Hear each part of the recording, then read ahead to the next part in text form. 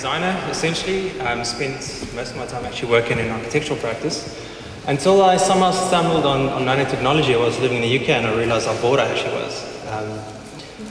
Because Nano really is going to change not just the interior design or the product design or the architectural fields, but it's actually going to change quite a lot of other things, as I've since discovered.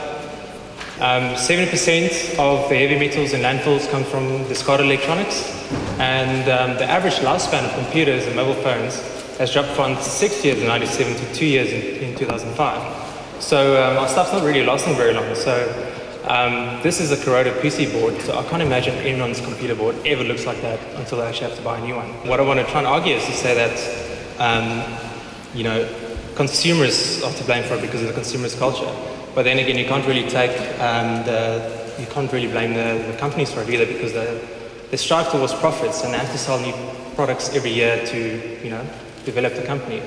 The other problem, obviously, is that from an industrial design point of view, people actually actively have a policy of planned obsolescence where the products are designed not to last very long anyway. So once again, it feeds into that, it feeds into the consumerist culture, and then it's just a vicious circle.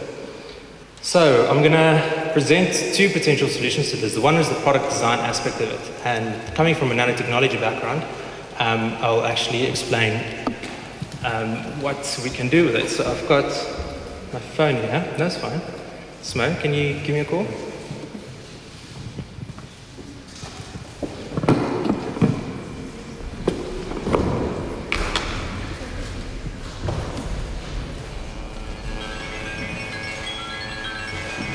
Okay, this is obviously a cell phone.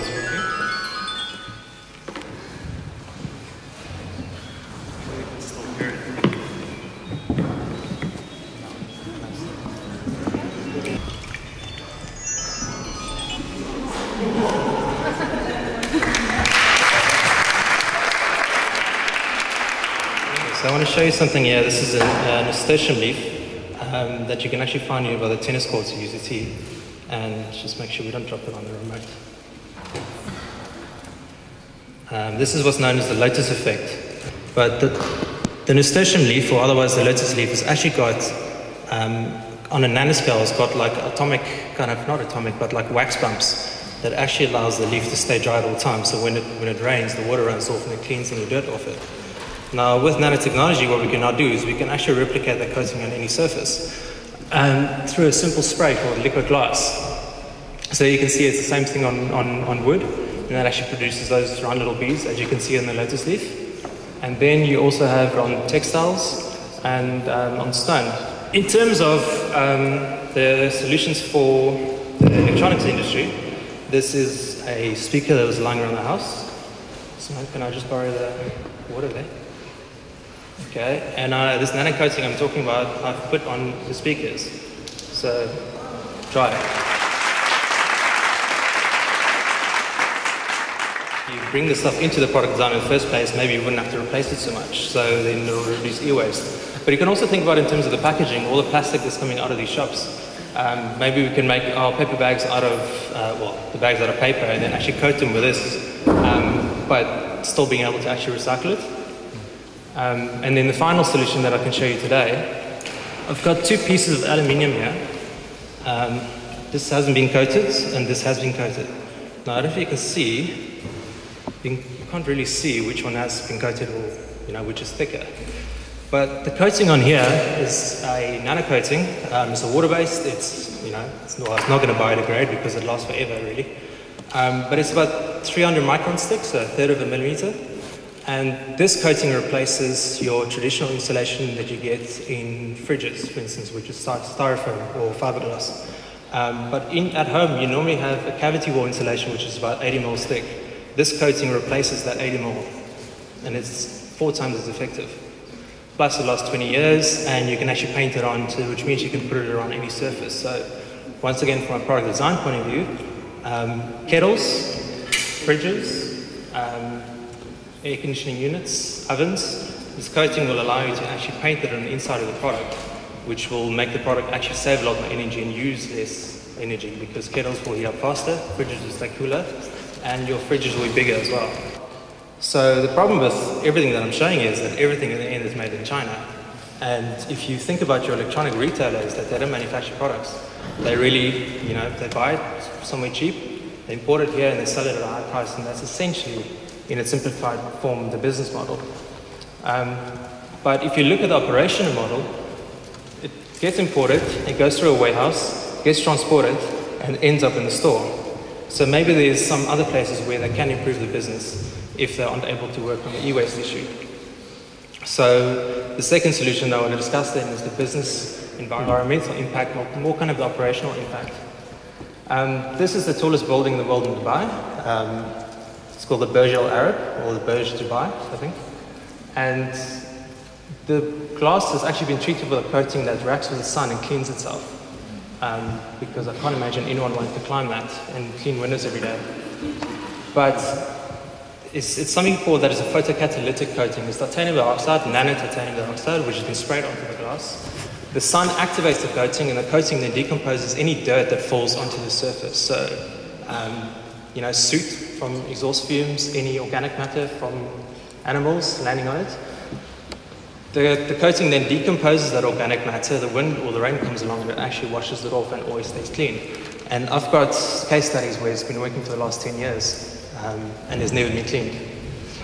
So the same coating then here has actually been applied on stone. On the left you can see where it has been applied, and the right it hasn't. This wall has actually been a case study that's been going for 10 years. You can see on the right all the soot would have developed from all the smog, and it's actually run down. So on the left it's still completely clean. The other benefit of this coating is that because it decomposes organic matter in the air, it actually also purifies the air.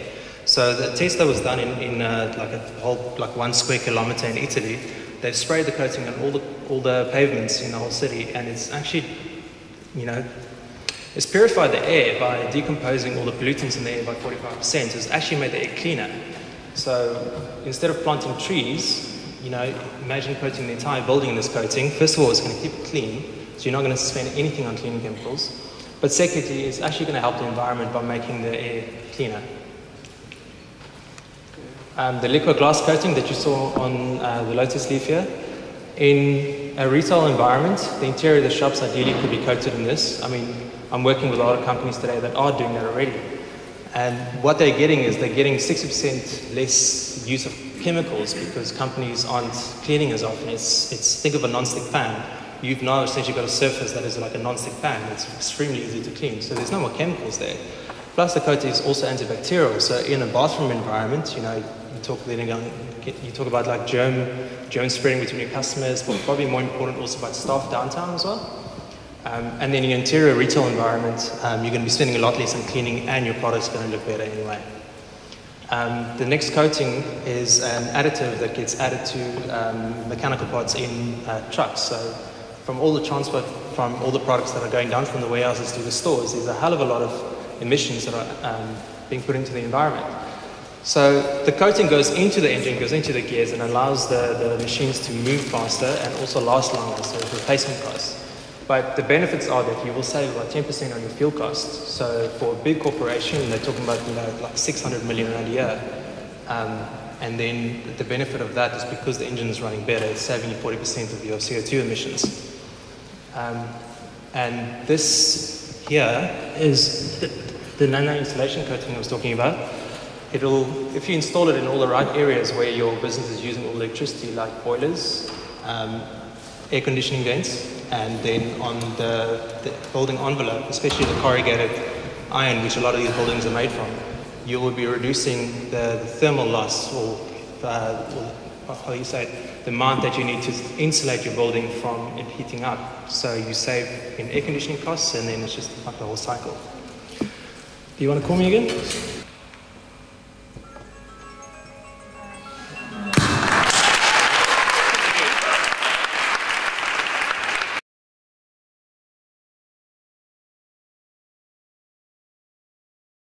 Check out the latest Super Challenge now at supernews.coza.